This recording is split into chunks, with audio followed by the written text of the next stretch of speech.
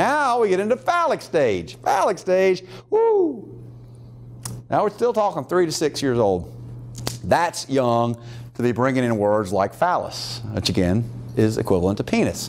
That is a very tough row to hoe for a lot of people, and again, this is Freud stuff, not my stuff. But he's not talking about sexuality in the adult sense of the word. He's talking about sexuality in the human sense of the word, that sex is what we are.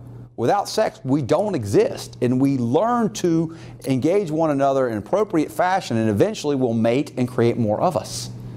For him, homosexuality was a disorder simply because you failed to resolve a stage that he thought was a standard. And it became a disorder in the Diagnostic and Statistical Manual of Mental Disorders until I think 1970 it was eliminated, because we realized that that's just a fable. That's a myth held over from some old Freudian concept that it's just society has discomfort with that, but there are other societies that existed before that had no problem whatsoever with it, and it's not a disorder. It may not be that people who are homosexual are treated well, and they can have all kinds of negative experiences trying to be themselves, but it's not a disorder. But he thought it was because he thought you just failed to resolve the phallic stage correctly in his mind. So the pleasure now centers on the genitals, and kids are discovering that they have genitals. And that's about the point at which adults start making them wear clothes, right? So it's real cute when a 2-year-old's running around with no clothes on. It ain't so cute when a 6- and 7-year-old is running around with no clothes on. They're telling them, no, you better go put on some clothes. They're teaching them what society accepts and doesn't accept, and showing your genitals is unacceptable at a certain age. It was okay when you're a baby, not okay now. So you're starting to learn, and they're starting to discover. And from Freud's point of view, males and females are starting to see that there's differences between males and females. The boy has the willy, and the girl doesn't have one. And for him, that's a profound difference. We'll talk about Karen Horney, who contradicts Freud in a very profound way, and I think a very humorous way. And they might both be off entirely on the issue, but there's not only one way to see it from a Freudian point of view. The phallic stage, then, we have this Oedipus Complex, which you may have heard of, or Electra Complex. These come from old Greek myths and dramas. So Oedipus Rex, I won't go through the story. You can look it up on Wikipedia. Very interesting story, and it's ultimately a male who doesn't know that his mom is a queen, and he winds up having sex with her, and when he finds out, he gouges his eyes out and wanders the countryside the rest of his life because he's so traumatized that he made it with his mom. And so Freud is now looking at these young children's development of sex roles, what it is to be male and female in society. And the young kid is looking at the parent, right, as a model for male and femaledom.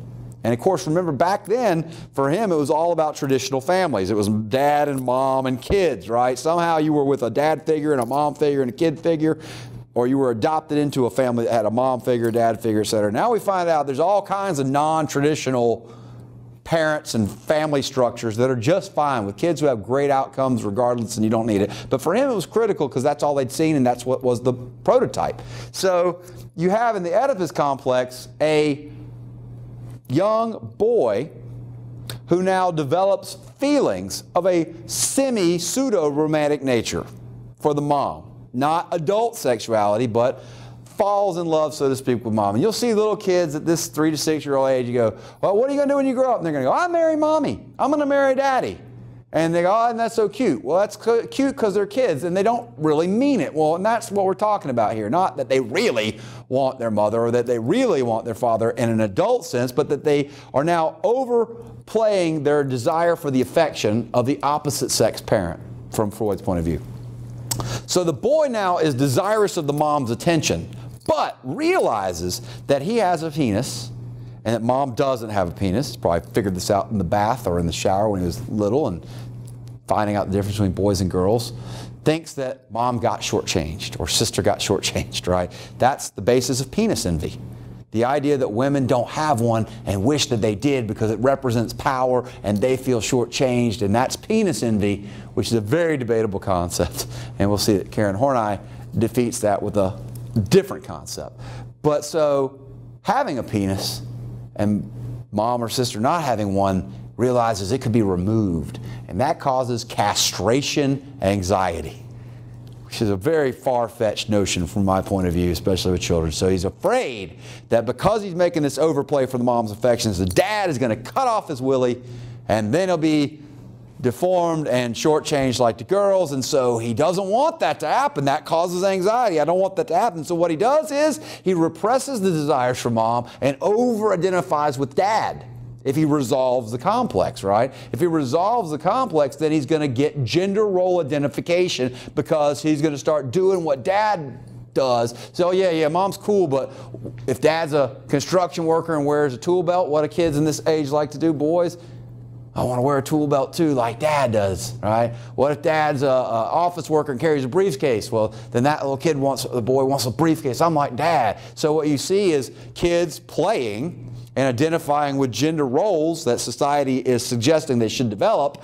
And to resolve it is to then forego the desire for the mother and then to develop into the male heterosexual prototype who is then going to desire a female when they grow up, but has gender identified as masculine.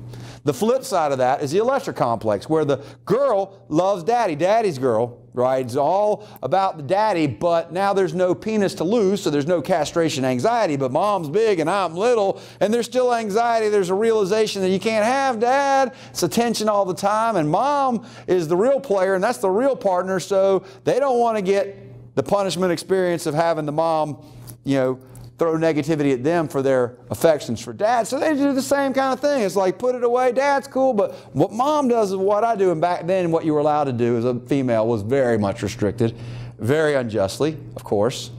In patriarchal society, it was the way it was. So, if mom's sewing, then that's what the kid wants to do. They want toys for sewing and things of that nature. If mom is a cooking mom, then they want to do cooking too. They want to play house and do things of that nature, which from Freud's point of view is what they were supposed to be doing. And then as they grow up as an adult, they will then desire men, but have a fully developed gender role as female. Now, if it's unresolved, then you have complexes. You have fixations of a different kind. They call complexes. Latency stage now, from 6 to 11 years old, the sexuality thing, which is not, again, adult sexuality, but this kind of gender role identification, desire for affection, gets sublimated. It gets pressed down, and they start developing other kinds of interests. So this is where kids develop hobbies, or they develop skills if they are in an agrarian society, pre-industrialization, and they have to learn how to do their chores and they have to learn how to fulfill their functions and their roles.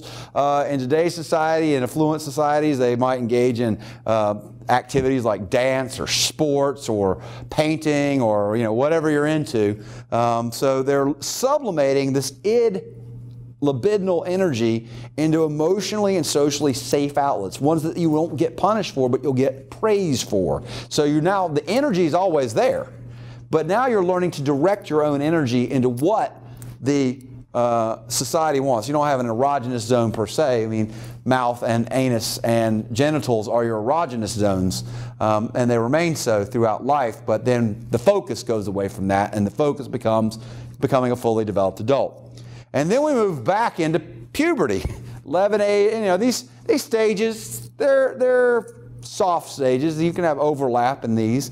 They're not hard wired. At 11, you go to this. At 6, you go to that. It just depends on the individual. But generally speaking, somewhere in this neighborhood, puberty arises. And you got the rediscovery of the sexuality, the erogenous zones being the genital. Why it's named the genital stage? Because now you have true adult sexual desires. Right? So the desire to mate or the desire to masturbate and reach orgasm becomes now more appropriate to the age, but of course, depending on the age and the society, back at agrarian societies, it was very common for people to marry at 12, 13, 14 years old. Back in old history, if you lived to 30 or 40 years old, you were doing pretty good. So by the time you were 15, you might be middle-aged. So things change, times change, and now, the idea of an 11-year-old sexually interested is kind of aversive to most people. But certainly, we know that hormones trigger desires, and those desires are then tested in social waters, and sometimes they're expressed and sometimes they're not expressed. But what we have now is a seeking of contact with others, but not always sexual contact. Now we're looking at intimacy. But unresolved conflicts, both fixations and parental conflicts of the Oedipus and Electra variety, will impact how our adult relationships play out. And so for Freud, this sets the stage. This is your personality, and it becomes who you are from that point forward.